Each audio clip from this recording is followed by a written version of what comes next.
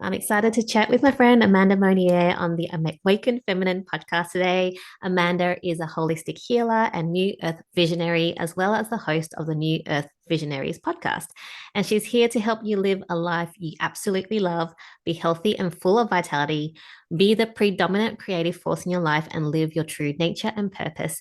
And I know she has so much love and wisdom to share with us. She's joining me from Orange County, California, USA. Welcome to the show. Hi, Kaki. Thank you so much for having me for a second time. I'm Yeah. so excited to chat with you and just had you on my show, and it was an amazing conversation. I just know whatever is going to come through is going to be beautiful. So Yeah. thank you. I'm so excited. Like you said, you've been on my podcast before, and I think we connected maybe a couple of months ago. And yeah, and then we just found each other in a group that we were in, like randomly. I was just in there for one session, and I was like, oh, there's Amanda. And then there was a breakout room, and I was like, there's Amanda again in the same breakout room as me. And we're like, we need to talk to each other. So here we are. And I've seen you change and shift so much since our last conversations. I think it's just great that you're back here just to talk about all the changes that you've had since we last talked. I mean, I don't remember what we talked about last time. I don't either. But I wanted to ask you first of all is really, what is your definition of an awakened feminine before we get started? Yeah. So I always say this journey is one of remembering the truth of who you are. And so to me, that is a unique thing to each of us. And it just really would encompass bringing online our unique soul frequency, our unique soul blueprint, and bringing that back, bringing that online, like after we've had the world gets a hold of us and then we get, the conditioning and we like succumb to the shoulds and we just have all these subscriptions to things that actually aren't aligned for us and they're not true. And so waking back up can be for me, it's been over the course of the last 8, 9 years, and it's been a very kind of slow process, but also fast, if that makes sense. And it's just been peeling back those layers of all the things that aren't me and never were, and healing all those identity structures, releasing those identity structures, and really just coming back into the truth of who you are. Because we never lose that. We never lose that true divinity that it's always within us. It can just get mucked up with all of the things that we've told ourselves, oh, I have to do this, or I have to do that, or I have to believe this, or I have to believe that. And it can be conscious, unconscious. And so just a reawakening, a reconnection to our own divinity from within. And again, you can't ever lose it. So if you're feeling right now, those of you listening, that you're just feeling a bit disconnected, you're not sure where to go, if I've learned to look at the gift in every situation, even if it doesn't feel like a gift. There's always something to learn. There's always some place to meet myself at a deeper level, and always on the other side of that, there's clarity and there's expansiveness and there's power and momentum. So that is, in my humble opinion, how I would describe that off the cuff. Yeah, no, that's awesome. And like you said, everything's already within us. It's all the noise that, kind of silences what's within us and who we really are. As you were talking, like I had a couple of questions pop up. The first one I want to ask you is, can you expand a bit and talk a bit about what is a soul blueprint? Because you did mention that, because it's probably something that most people like, what are you talking about? What's a soul blueprint? Oh, yes. I love this question because it really ties into what I'm very passionate about in my work and helping people with is bringing that online. And so I can give a few different things, and I'll even give a few different tools that can help you if you're like, I have no idea. Because I actually was just talking to someone yesterday and they're like, I feel so stuck. I have no idea what I'm here to do, what I'm supposed to do. So I would I would describe a soul blueprint as the let's say all of the things that you deeply desire within your soul, the things that your soul is here to experience in this lifetime. And I always tie it into the goal. I call it the golden timeline because it's your soul going all out on this lifetime. And it doesn't have to happen all at once, right? We unweave all of these things as we go, as we learn, as we pivot, as we get to know ourselves at a deeper level. So that soul blueprint, it can just contains all the magic that's inside of you and all the things that you wanted to learn and experience. So all of our desires are going to be so incredibly different. And I feel that a lot of us have been taught to kind of shove those desires down and to either it could be a combination of shoving them down or maybe feeling shame for them or oh that's not the societal norm, so that desire is you can't you can't have that, right? And so then our belief in that thing goes down, therefore we just kind of go through the motions of life and we're just again doing all the things we're told that we should do, right? And I truly believe, which is this is a whole other conversation, is that's what keeps the system going. And we have the 1% of people who understand some of these universal principles, and they're in this space where they control all the things. And then you have the people that just wake up, go through the motions, punch a clock, and they're like, okay, well, this is as good as it's going to get. So I'm here to tell you that that is not true. And bringing that back online, and that might be just starting with one thing I have been recently that's been tying into my work so beautifully is that when we go for these lofty, and I'm all for like lofty, very beautiful goals, beliefs, yes, put those on the list, write them down. But I would recommend to start going with something that you have like an 8, 9, or a 10 out of 10 belief in. Something that you're like, oh yeah, like I desire this. This is like easy, right? Because the thing is when that happens, we're emitting a frequency. We're emitting a frequency from our whole energetic field, from our brain. And we're saying that like, this is already true. Like it's just, I believe in this. It's going to happen. I don't need to worry about the how. But then if we go into like, maybe someone who's making $1,000 a month and they're like, oh, like I desire to be a millionaire. There might be this counter piece, this part that's like, well, no, that's not possible, right? And so it neutralizes that desire. So not to say that we don't want to be going for these. Yes, absolutely. But maybe you start with something like, you know what, I choose to bring in $5,000 this month. That feels so doable for me. And then we start to build momentum. And then we start to really have those good feelings, and we are gaining that power, that confidence, and that clarity. And so I feel like that's can be a big missing piece in some of the things and teachings that I've heard, and I've fallen into that myself.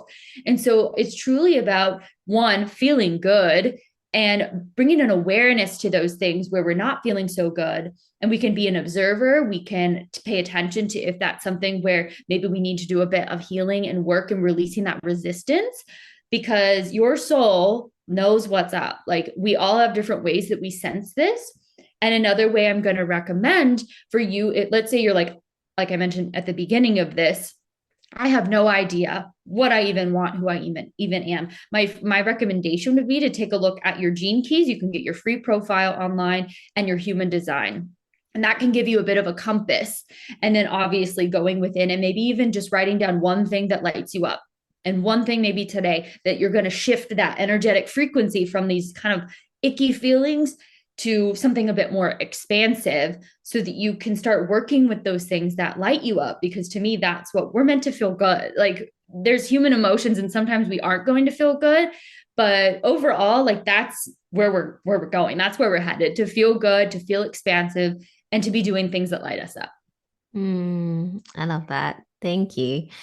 Um, yeah, lots of things came up when you were talking, and I probably forgot half the questions I was going to ask you, but totally agree. Is a whole different conversation about the, clocking in, clocking out, and, it's just the program that we've all been going through. And I just love that you're here to make people remember that they are here to be much more than just clocking in and out of work, and finding your joy. The theme that you were going with here is finding things that light you up. And I love human design. Gene Keys, I haven't really got into yet. I've got the book, but that's about it. So I want to ask you, you said to use those two things as a compass.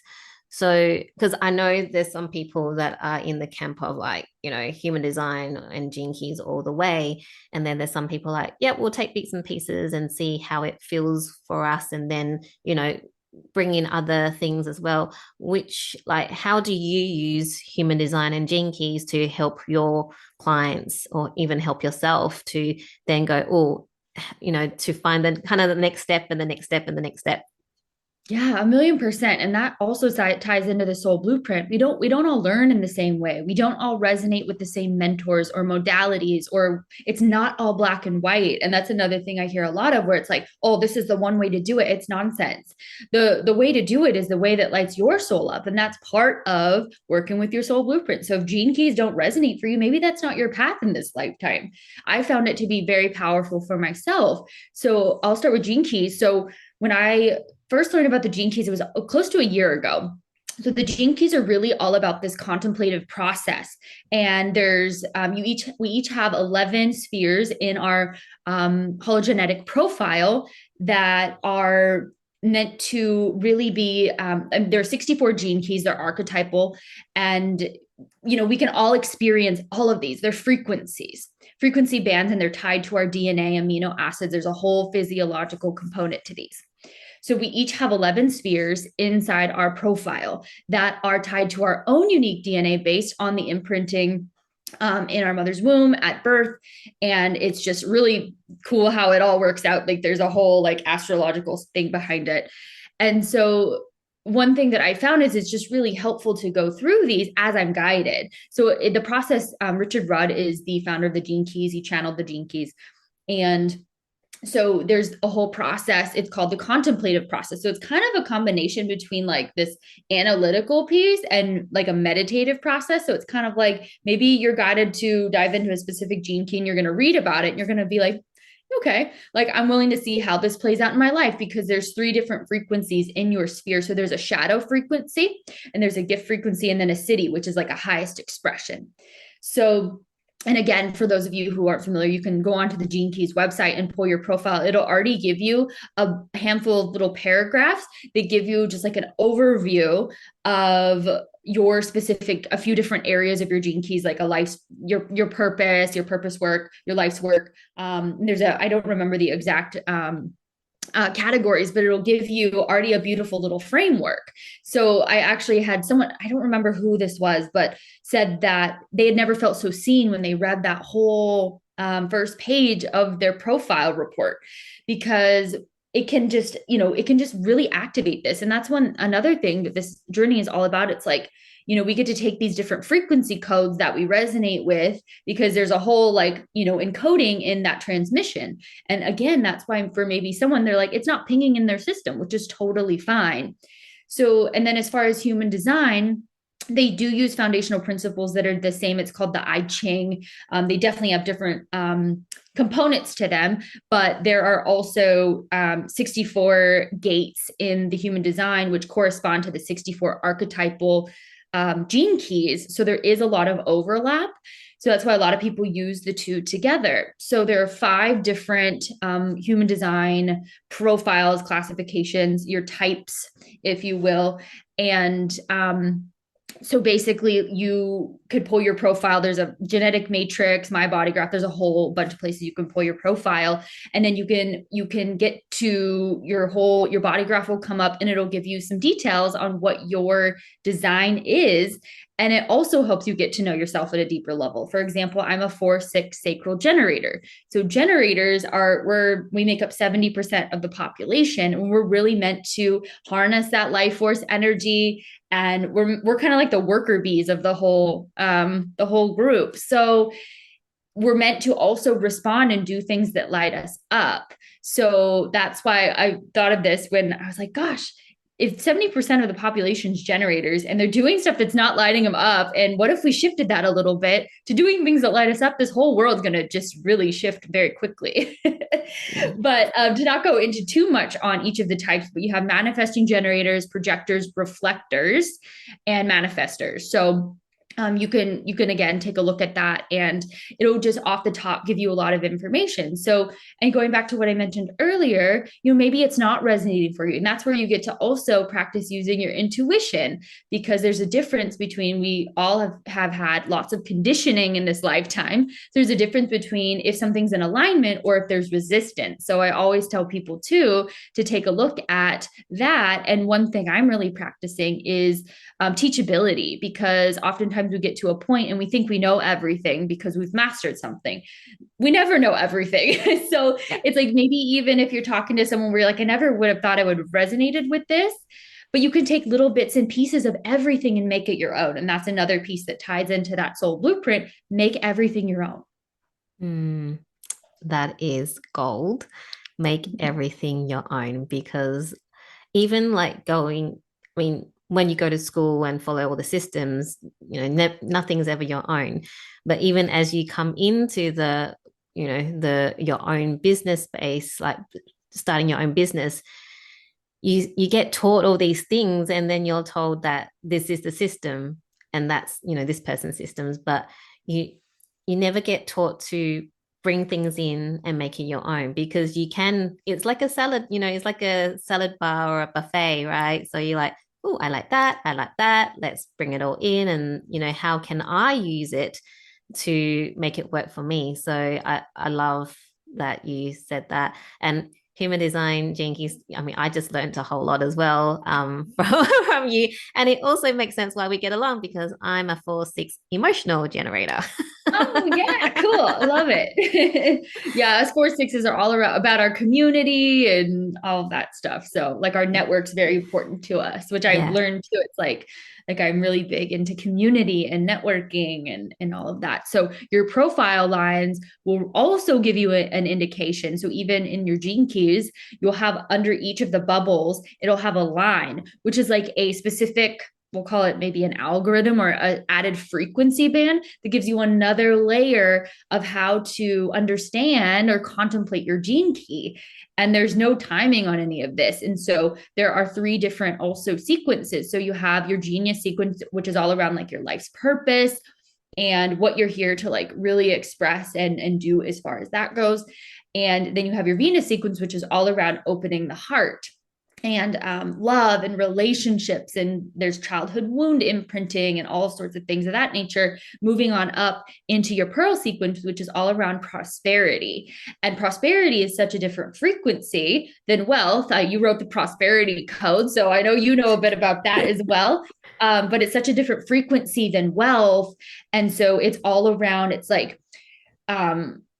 how like there are some thoughts on this that we can't really actually experience true prosperity without an open heart. So we move through the sequence and really get some definition on what am I here to do, what are my desires, and then really opening that heart and softening. There's such a beauty in really being able to express that, and I've come to look at everything as a divine mirror, and instead of meeting it with resistance or defensiveness, one of my shadows in my sphere of evolution is I believe that's what it is.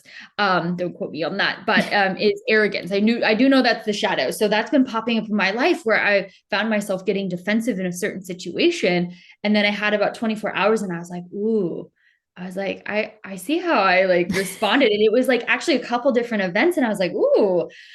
So I was able to really have this mirrored back to me by a mentor that helped me see some things. And then I was able to show up in a different way. And the entire situation softened tenfold. Like I was like, this is a completely different person because I showed up differently.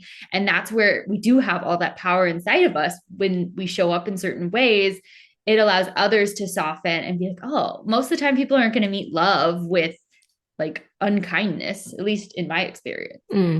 Yeah, for sure. If you give someone love and they do give you unkindness, then there's a problem. um, but I wanted to kind of jump back.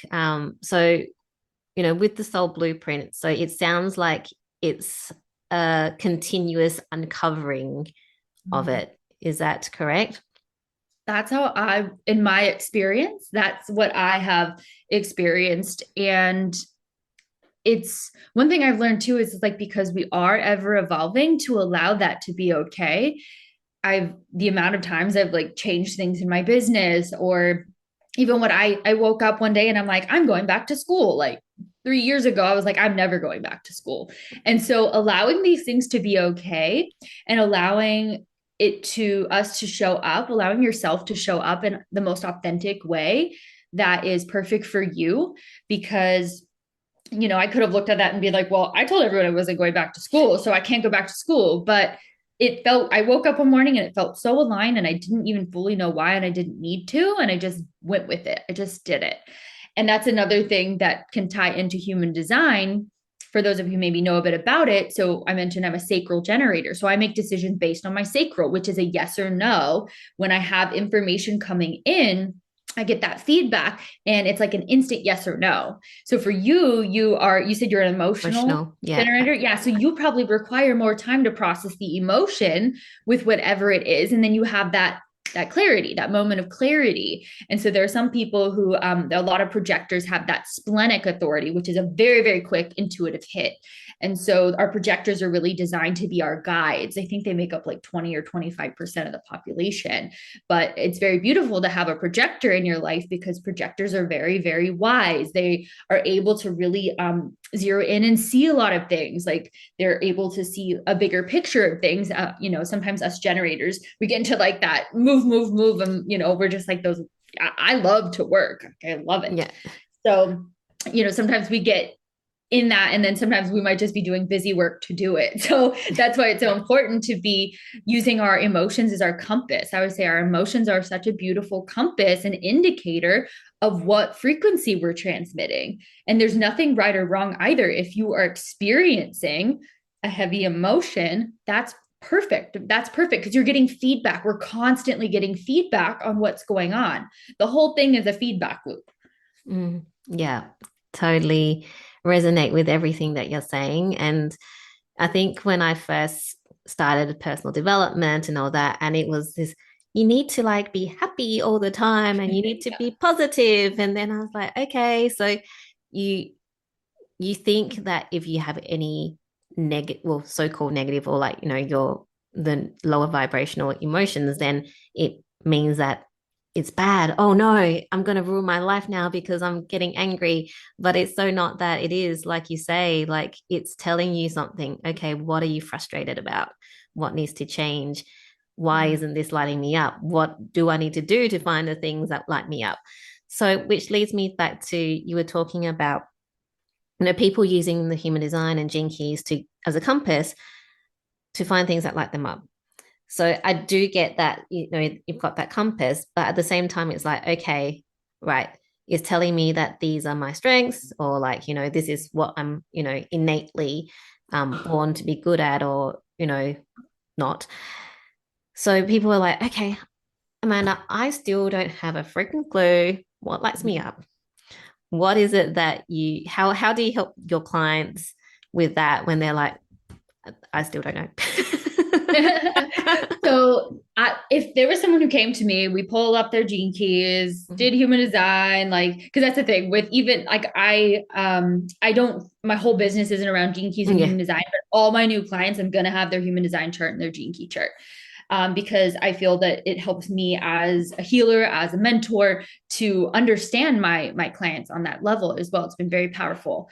So if they're still just like, I don't know what lights me up, I have no idea, I would go back to what I mentioned at the beginning. Okay, what's one thing that we can start getting into those more I guess more expansive frequencies. So what's one thing you do? Because everybody has at least one thing they love, whether maybe it's like go and put your toes in the ocean or something. Maybe it's this, maybe there's a beautiful like fine dining restaurant you've been wanting to try that just feels like it would just feel so expansive to your soul. We don't have to go so big to where it's like, okay, what's your career? What are you funneling all your energy into? What's the end goal? We don't have to go there. What would feel good in this moment? Because maybe what would feel expansive in this moment, maybe you go do that and it opens another door to something else and you get this download and like, whoa, like in the pause, in the doing of what I love, now I have opened a whole new door to something else.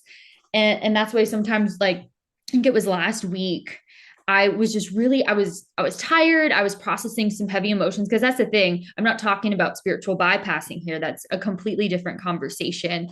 We're talking about a completely different thing because I am all for feeling the feelings. But there's a difference between cyclical pain body loops and feeling the feelings that are coming up. There's a difference of going into collapse and not having that masculine, my mentor calls it the rod principle, which I love, having that erected in your field. There's a complete difference between that and you know, having that erected and having those solid things, and then you know, having emotions. We're human, but also having like constantly going into collapse. And I say this with zero judgment, but there's an architectural consciousness thing that needs to be retemplated if that's the case. If you're finding yourself in cyclical pain body loops where it's like, for me, it was same man, different face, I say. So it was like the same relationship over and over. And I'm like, what the heck is going on? It's like they're getting spit out off a conveyor belt. I feel like the feeling's so familiar. So it was something I needed to recode within my own consciousness. So there's a difference between those things. And now I've gone off on a small tangent and I forgot what the question was that you asked me. Now I'm like, wait, what did I ask you? Oh, you were talking about how people would find the things that light them up when they don't know. Yeah. So then you talked about you know, what is it that they want that makes them feel expanded in that moment, Yeah. and how that can lead to downloads. Yeah. Yes. Yeah. Yeah.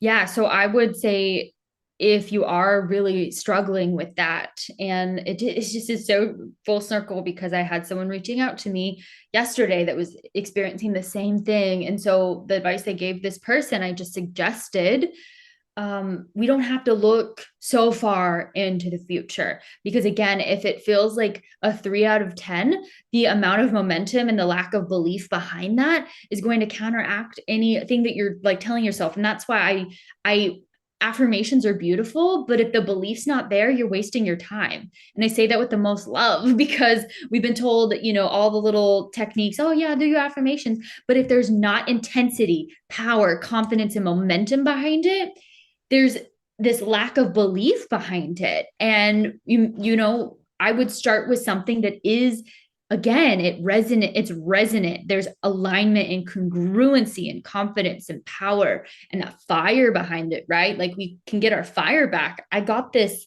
very interesting download the other day because I was like, okay, it feels like there's still some sort of disconnect, because I've been really like, for some reason in my field has really been like the topics of manifestation, law of attraction, because there's so much chatter about this stuff out there. Yeah. And I could see where people would be getting frustrated, because I have as well, where it's like, well, what do we even believe?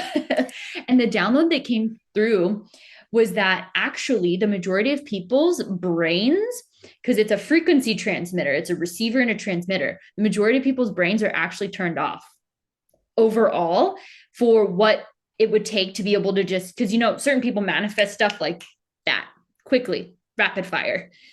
Most people don't. And it's because most people's brains are actually not, it's like functioning at less than probably 5%. And that's just my guess on average. But I would assume from what I've seen and observed that it's a very low percentage of like which with the brain, the divine blueprint of the brain and how it's meant to optimally function, it's not functioning properly. So I was doing some energy work and like turning stuff back on, because we can do that. That's how powerful you are. We can, because time is not a thing. So the beautiful thing is we can go back to any original event and we can do what I call a change history on that event, and we can reharmonize, and we can re-template our consciousness, our physical body, all of it, our mental body, emotional body, psychological body, and we can recode and rewire this stuff. And there's actually even been studies, for those of you who are science people, of the neuro pathways and the synapses actually rewiring and refiring when we do this work, this quantum work.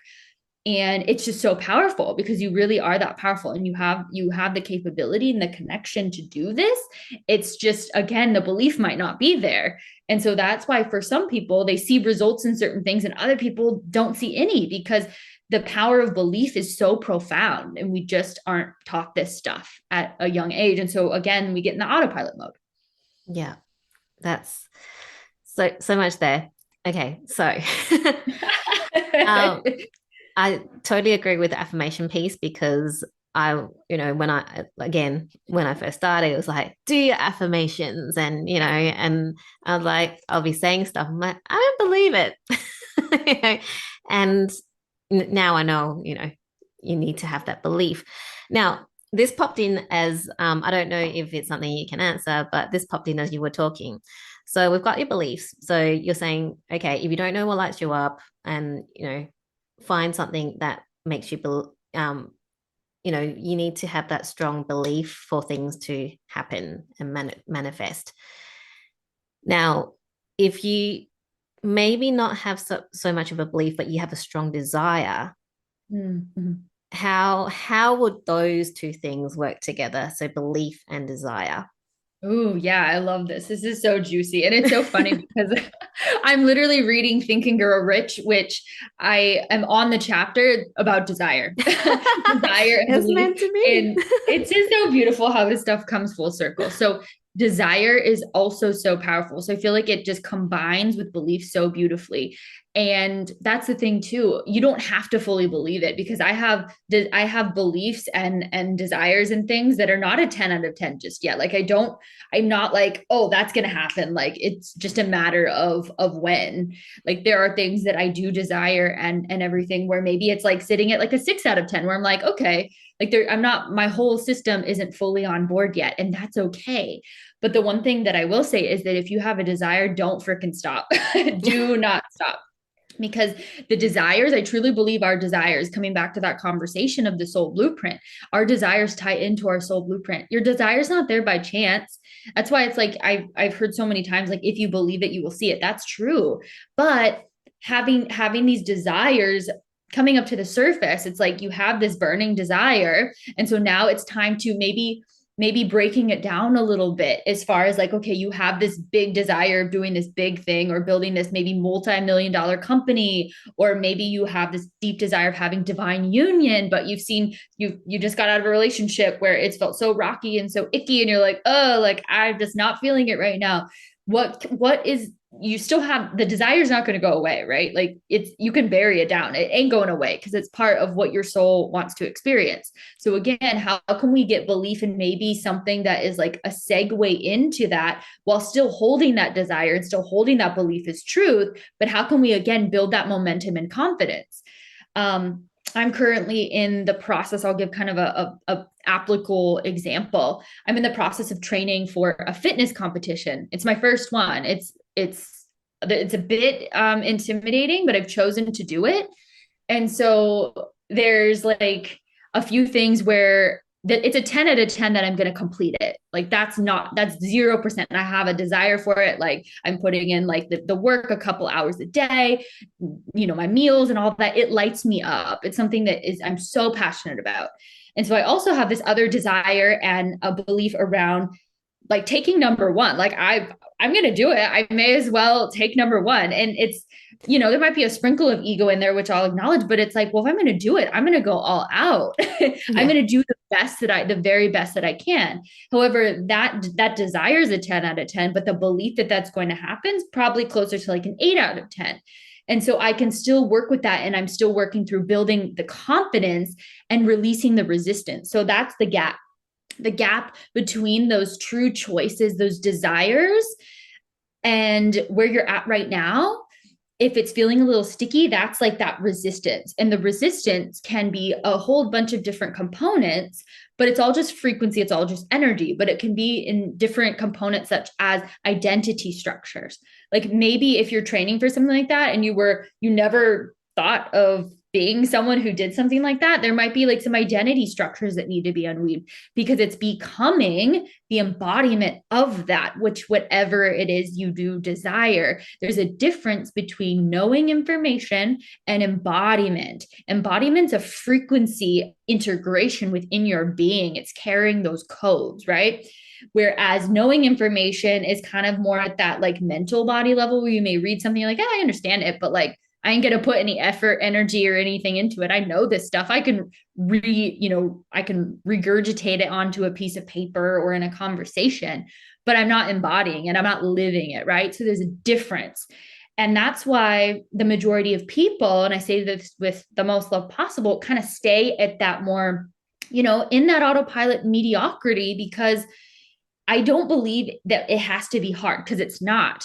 But there are certain action steps that have to take place in a certain level of not giving up. And that ties into desire, that burning desire that you're like, I'm going to wake up. And maybe if it's just visualizing it and feeling it and choosing it, maybe that's part of the practice for the day, becoming that which you want to see in your physical reality. It's a completely different mindset shift. And again, it's like, if we've never been taught this, like, give yourself some grace and take those like small steps, right? And maybe it's just, you have a practice where maybe you write it down. And I highly recommend like actually taking pen to paper. There's something that happens with the brain, and when it comes out onto the paper, that's very powerful versus like typing it into a computer. And also another thing that I'll mention is that really tuning into and whether it be studying, reading books of people who've already done it, right? People who have the codes. The funniest thing to me is when we're learning from people who say all this stuff, but like they don't have the embodiment of it. They haven't put in the work. They're just, again, it's like they're spouting off knowledge, right? They're spouting off things they've heard. And so my recommendation would be working with people who have, and you can feel that, because that's a frequency resonance. You can feel it, and that's part of learning to work with your intuition. Yeah. Yes. Learn from someone that's done it before. It makes a lot of sense. but sometimes that'd be like people learning stock market trading from me because I took your course. It's like, no, learn stock market trading from 𝐀𝐦𝐚 because she does it every freaking day. She's mastered this, right? Yeah. It's so funny. I lost my train of thought. Okay, so you're talking about beliefs and desires. Resistance. Is 11:11 here. Just thought I'd tell you. Okay, so the gap between, really believing and your desire, then there's that resistance. And you said to release the resistance. Do you have any like tips for our audience on things that they can do to release that resistance so that they can, increase their belief on their desire? Yeah, I would say multiple things. One thing that I'll give some practical tips you can do individually. And then I'll also say that for me, working with different mentors and people that I resonate with has been very powerful, because sometimes we can't see our own blind spots, right? Because it's been a pattern, like, things that are coming up today have been a pattern maybe for 30 plus years for me. And so it's helpful to have somebody that feels resonant and that you're looking for that mirroring from, because also and I would also, be mindful that you're not getting into these things where you want like a coach or a healer to save you or do the work for you, right? We all are responsible for our own work and for our own healing. We can have beautiful guidance and mentorship, and I found that to be so expansive. So that's one thing that I've really found helpful in my life. As far as a couple things that you can do on your own is you can even learn how to do some of this work. Like I use a whole variety of methods. I've turned it in kind of to like I guess my own modality. But recoding is one word that I use to describe this. But and one way you can recode is learn to be the observer of these things that are coming up. So when you have the resistance come up, instead of looking at it as like, oh gosh, this sucks, I've been there, believe me, there's sometimes where I'm like, excuse me, like eject. But I've actually come to really appreciate this. And the reason why I've come to appreciate this is because when something's coming up to the surface, now I can see it. It's up. It's not unconscious anymore. It's not going to continue to keep me trudging through mud anymore. I see it. It's right there. I feel it. I feel the resistance. One thing that's come up for me this week is like, I noticed that there were a few things that were out of my control. And I noticed there was this worry pattern. I was like, ooh, that's interesting. So be the observer in the sense that we don't have to judge the judgment. We don't have to shame the shame. Like feel the things. We don't have to over identify with it either, because it's just an emotion moving through your body. It's just a belief that very well could have been inserted into your consciousness by family, by, the external world, by school. There's so many different things. So we don't have to have that attachment to it. The attachment is also what can keep us very stuck, because when we're overly attached to something and identified with something, it's like, it can be harder for us to let go. And so we can call in divine support as well.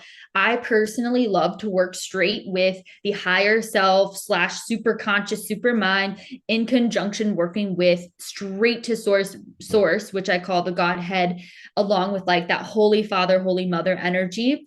So I would recommend that any energy work you're doing or healing work you're doing come from the reunified field, which is all another conversation to be had. We probably don't have time to go into that here, but the reunified field is templated in Eros Gamos and the reunified consciousness. So it's that Holy Mother energy, that Holy Father energy. It expands past our gender consciousness. It expands past all the polarity stuff. And it goes straight into reunification, which is accessing, again, that divine blueprint, your divine frequency, your golden timeline.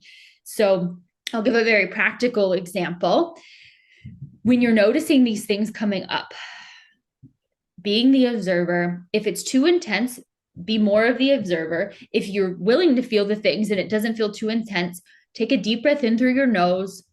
Feel that pause between the inhale and the exhale, which that in and of itself breaks up the story. So we're not letting the story run the show anymore. We're coming into the here and now, and we are bringing an awareness to what's going on. And you can do a variety of different things, whether it be, okay, I choose to let this go. I ask for support from my higher self and divine to let this go. If it feels like something's kind of infiltration and sticky energy, I revoke consent to this, whatever this is. And if it feels like something where your physical body needs a reset, I recommend looking up some tapping videos because that can be very powerful. You're tapping on different meridian points, which helps release, can help release stuck energy. And people have had like in minutes have had massive, massive shifts. Heart field coherence is super powerful. I mean, there's a whole list. I would recommend trying out different things and feeling what works for you in those moments and with those shifts. But those are just a couple things you can look up and ponder, consider on how you can move through some of this dense stuff. And then you can then really work with those desires and those beliefs and that expansiveness in your soul's blueprint at a deeper level. Mm. Wow. Thank you for all the tips, to help release that resistance. And I really resonate with working with someone. You can do all these things yourself, like you say, but really to get really deep and get to the places where you don't want to go, working with someone is just like, yeah, it's next level. You can't do it on your own. Yeah. And that's why we need to have connections and community because, we can't do things on our own. We have to have these other people that are there as a mirror. And like you said, you still need to do the work. You can't go to a healer and a coach and then go, oh, well, they haven't done, well, they're here to guide you rather than do the work for you. So yeah, that's really cool. And I think you need to come back to talk about the unification field. Oh yeah. I would love to. I've learned so many game-changing things. I would be happy to. Yes. Yeah. So you have to come back another time to talk about that because Yeah. I'm just like my ears just like perked up. I'm like, oh, all right, yeah, you're coming back. Yeah, that's enough. Yeah, there's so many. I'm going to mention one more thing if that's okay. Yeah. Discernment, especially in this, we're in a time where information's at our fingertips and there's so many different opinions, thoughts, and things. But one thing I found is that I've fallen into too, is I've just basically taken people's, what they've said as truth, absolute truth. And then I found I'm like, oh man, that was actually not aligned for me and not true for me. And so I would really, really recommend using your discernment when you are in that space. And that's another way that human design can help, because there have been situations where I've had that instinctual gut response and then I went ahead and did it anyway, and it didn't turn out so great. And so I really learned to listen to my gut, to my sacral. Yeah.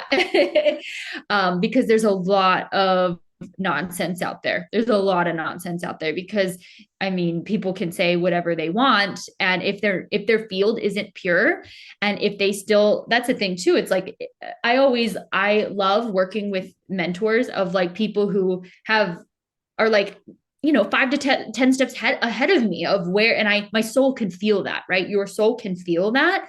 And so just yes, just I highly recommend just using your discernment. And even when you're listening to the things that I'm saying, right? Like what resonates for you, and go with that. And it might be, 50%, it might be 98%, it might be 2%. Like that's perfect, right?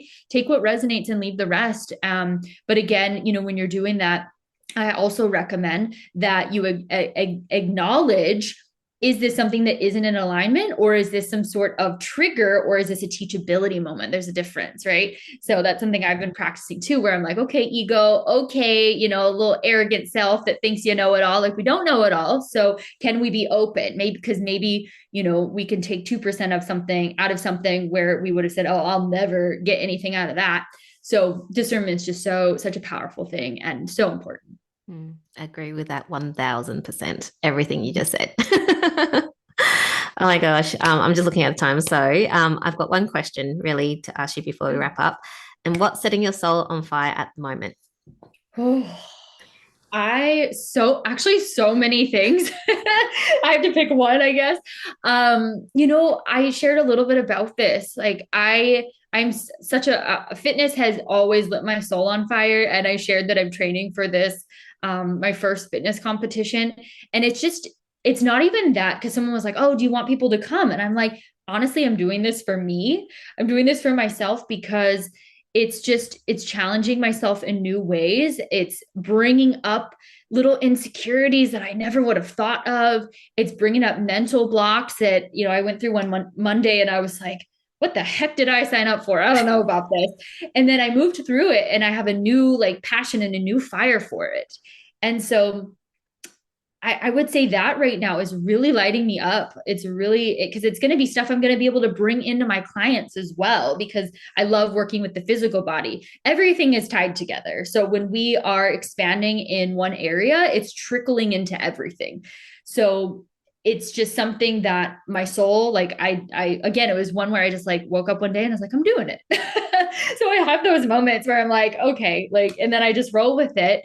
So yeah, it's just really lighting me up. And so that's one thing I would say. If there's something that I feel like this is what I'm supposed to leave people with, if there's something that you've been really wanting to do and a deep desire and you've been thinking about, because I've been thinking about this for probably on and off for like 5 years. Like, oh, I wonder what it would be like. I kind of like to do that. Freaking do it. Do it. Just do it. Just hire that coach, sign up for that. I salsa dancing lessons was another thing. I went and I did it and I was like, that was cool. Like I would go to a different place next time, but it was fun, right? So if there's something that you've been wanting to do, but you haven't done yet, and you're just like constantly being like, oh, I'd like to do that. I'd like to do that. Whether it be like take an art class or take a trip, do it. Just book it. Do it. Do it right now. Yes, that is pure wisdom there, ending with pure wisdom, and all the best for your competition and Thank taking you. out number one. So Thank you. Amanda, thank you. Thank you so much for this beautiful conversation. If people want to find out more about you, how they can work with you, where should they go? My website, amandamonnier.com. My last name is spelled Monnier. My offering that's most near and dear to my heart is my Embodied Essence member community. And we do weekly healings, activations, and recodes. So if it's something where you're resonating with what I'm saying, this is what I help people with every single week. And it's just been, I just love it. And it is continuing to grow and change. But it's my favorite thing is I even just took like my single one-on-ones off my website because I was like, I really want to do more. If I'm doing one-on-one work, I want to do it like in a long term. Like I love relationship and I love connection. And I don't want to just meet someone one time. And, that's great. Maybe I'll feel guided to put them back on. But I love working with people on an ongoing basis and really cultivating those relationships. So my group program, the Embodied Essence member community, and I do offer your first session if you want to come check it out. You can check it out. It's on the house. So feel free to, on my website, you can check out that link and sign up for a session. Awesome. I will have your details in the show notes so people can reach out to you. Thank you once again for this beautiful conversation. Thank you, 𝐀𝐦𝐚, and thank you everyone for listening. This has been so amazing. I really appreciate it. It's so Thank you much so much. fun. Thank you.